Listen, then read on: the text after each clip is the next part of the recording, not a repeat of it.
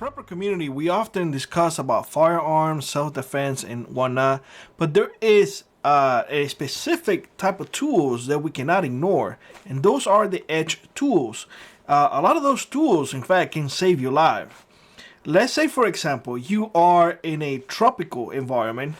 I will not tell you to get a hatchet or an axe. I will tell you to get a machete. Machete will be perfect for a tropical environment. Say, for example, when I used to live in Florida, I didn't carry an axe or a hatchet. I carry a machete. So as a prepper, what type of edge tool you should be looking into? Well, I think the first one should be a fixed blade, a knife. Let me show you an example. This is one of my favorite ones. I don't know how many animals I have processed with this knife. And it's not big. This is not something for you to have a Rambo knife, like, oh my God. No. Something that is comfortable in your hand. That is the first one that I will recommend. However, that doesn't mean that a folding knife is not in this list. In fact, it comes second. A folding knife is the one that I carry the most, to be honest with you. I carry a Buck Elite. It is one of my favorite knives to have. It serves pretty much all the things that I can do with this one. It's just on me all the time. I can process animals with it. I can do small carvings with it. I don't know. I can use it for self-defense if I have to.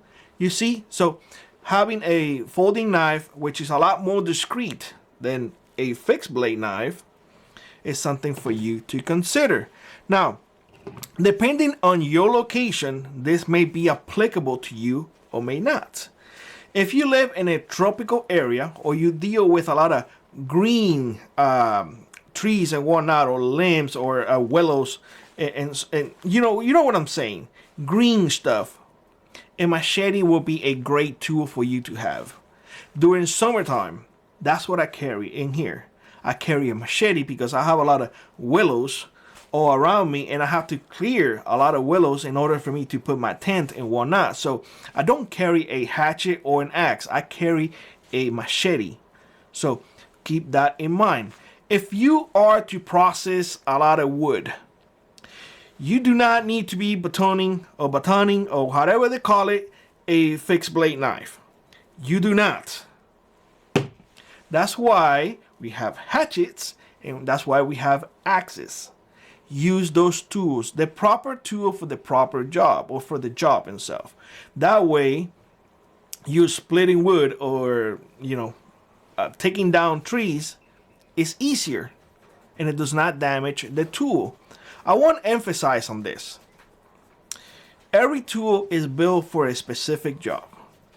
Okay?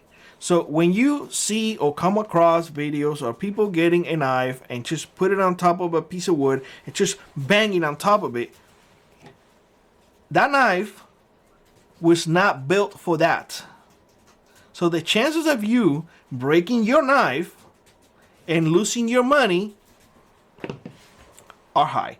So if you want to break the tool because you're using it improperly, then it is completely up to you. So axe and hatchets are perfect for processing wood. In fact, another tool that you can use for processing wood is a saw. A saw is perfect for processing wood. For splitting wood, however, bam, axe or hatchet, not a knife.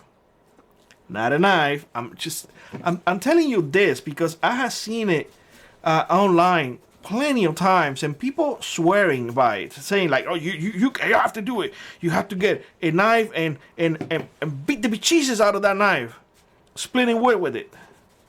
If that is all you have, it is what it is. But if you have the right tool, come on, don't do that. That's just not. That is not the way that tool was designed for.